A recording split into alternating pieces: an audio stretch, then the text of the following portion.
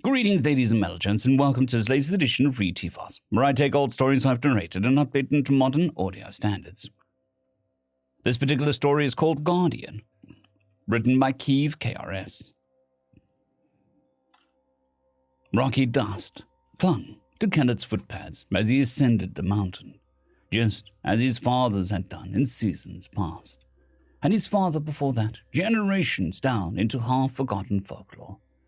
The sage had not spoken to any of them in so long. Kenneth's people thought that it was a myth, but ill omens and superstition were still a powerful force, and they did not wish to offend fate. So Kenneth trod the well-worn path up the mountain to his peak where the sage once lived. As Kenneth rounded a bend, he was granted a magnificent view of the plains below.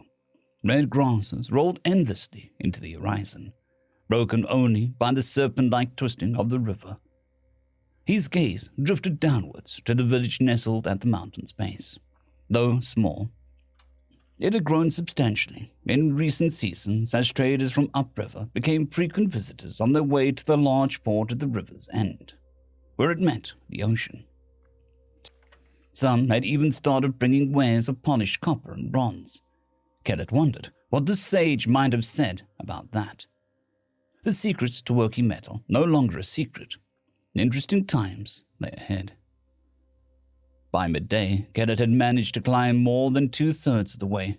Long of body and neck, with deep chest cavities and strong lungs, his people had begun as simple scavengers, omnivores who could travel a full day or more without rest, in search of their next meal.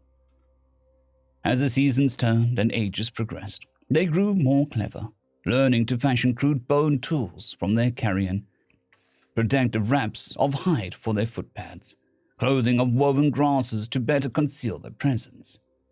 They learned how to hunt, how to farm, how to read the passing of seasons and prepare for the future, and thousands of other things that continually edged them closer to civilization. At some point in the distant past, his ancestors had discovered the mountain and the river that wound past it, shelter from the harsh storms of the dark season, irrigation and fishing during the long light, a choice location to call their home. Then, in a moment of curiosity, one had chosen to climb the mountain. When he returned, he spoke of a sage who lived at its peak, a being of glowing light and endless wisdom.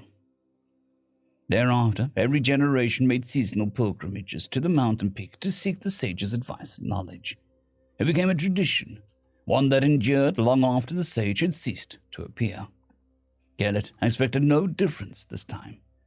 He climbed to appease the village elders and to enjoy the crisp, cool air the mountain's height afforded him. An ominous dark smear on the horizon suggested he wouldn't have long to enjoy it, however. Storms were known to roll over the plains with frightening speed and fury. On the plains, the driving rain and wind would soak his clothes and lash his fur. On the mountain, it might well lift a fragile body and hurl him from the trail to his death. Perhaps tonight, I'll find where the sage is sheltered and share its abode, Kenneth thought, quickening his pace. There had to have been somewhere safe to reside.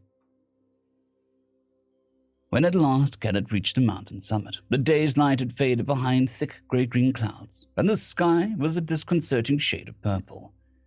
He could see a hazy line of darkness on the plains below.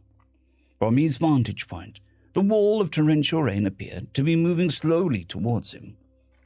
But Kenneth knew that were he down on the plains, he could not outpace it at a dead sprint. "A storm will be here soon," a voice behind him intoned. Whirling, Kenneth laid eyes on something his forefathers had not seen in generations.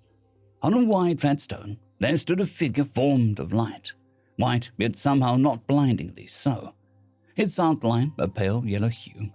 Taller than himself, it stood on 2 thick legs, its torso squat by comparison, but sturdy. At its top were 2 more limbs, smaller than the legs but just as muscular, and a bulbous round head that swiveled to face him. Though it lacked any distinct face, shocked, Kenneth dropped to his knees and prostrated himself before the figure. My people, forgive me, Sager. We thought that you were but a myth."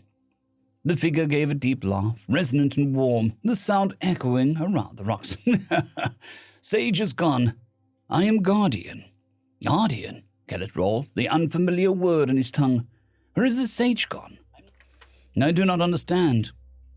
I will answer when I can, but please, shelter. A storm approaches, and I must keep you safe. Guardian gestured to the rock face, where there was a cleft in the stone, just wide enough for Kellett to slip through. Odd. I do not remember a crack there before.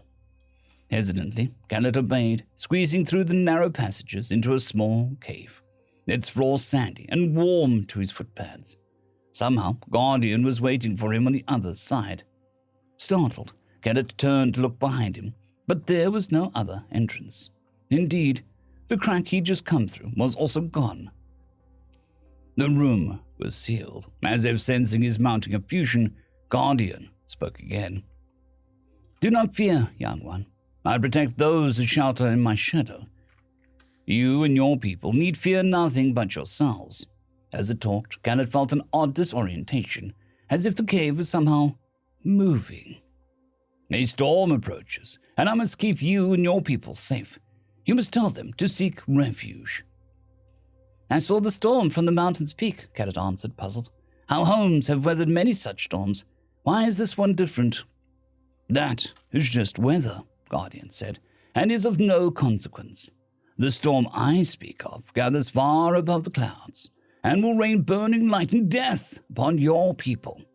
The frankness in the voice sent chills through Kellett. Who are you to threaten us? What happened to the sage who gave my village hope and wisdom? Kellett felt fear turn to anger, venting it on the strange apparition. Storms that rain burning light and bring death. What sort of nonsense is that? Enough! Guardian's outline blazed an angry red, silencing the frightened youth. The threat is not of my doing.